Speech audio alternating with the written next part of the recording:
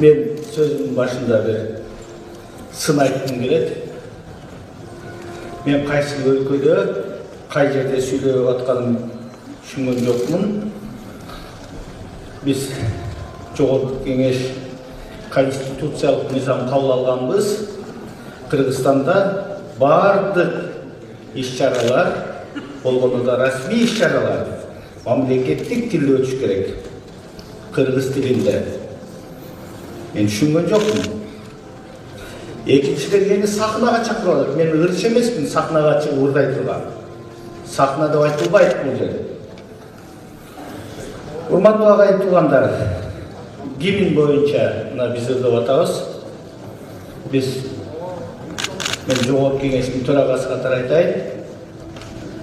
Биз гимнди өзгөртүшүбүз керек. Себеп дегенде биз Советтер Союзунан кутулган учурда, азаттыкты алган учурда биз гимнди жазганбыз. Ал учур өттү. Биз бүгүн өнүгүп аткан, бакубат, кудуреттүү, келечектүү мамлекетте жашап атабыз. Андыктан биз гимнди өзгөртөбүз. Мына туун өзгөрттүк.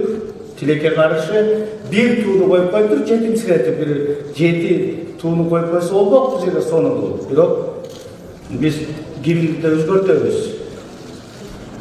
Келечектүү, бакубат, күчтүү Кыргызстандын гимнин жазабыз. Мен бир жөнөкөй эле мисал айтайын. Биздин гимнди биздин жарандарыбыз ырдай алышпайт. Марш түрүндө жазылган. Bir учурда биздин президентибиз айтпай эле коеюн, бир өлкөгө барды дейт. Биздин гимнди ырдаганда таң дегенде дейт, куштар учуп кетти тараптап тургандар.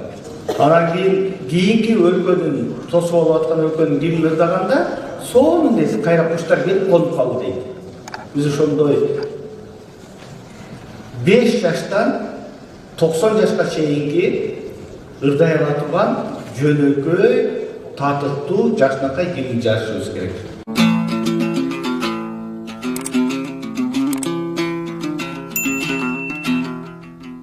Президенттин маалымат катчысы Алагөзов мамлекеттик гимнди өзгөртүү боюнча комментарий берди. Мамлекеттик гимн өзгөртүлөт деп дүрбөлөңгө түшүүгө негиз жок.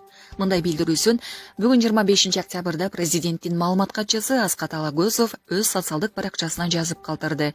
Анын айтымында Жогорку Кеңештин төрагасы Нурланбек Шакиевдин билдирүүсү анын жеке көз карашы. Эгерде мамлекеттик гимнди өзгөртүү демилгеси көтөрүлө турган болсо, анда анын сөзүнө, музыкасына сөзсүз түрдө ачык сынак жарыяланып, ага акындар, жазуучулар, композиторлор, философтор айтор мамлекетибиздин гимнин ийине жеткире иштеп чыгууга дараметим жетет дегендер катышып, алардын иши калктын көпчүлүк катмарынын колдоосуна ээ болушу керек. Бул болсо бир топ убакытты алат. Андыктан азыр гимн өзгөрөт экен деп дүрбөлөң түшүүгө негиз жок. Көпчүлүк эл колдоосу азыркы гимнибизди өзгөртүү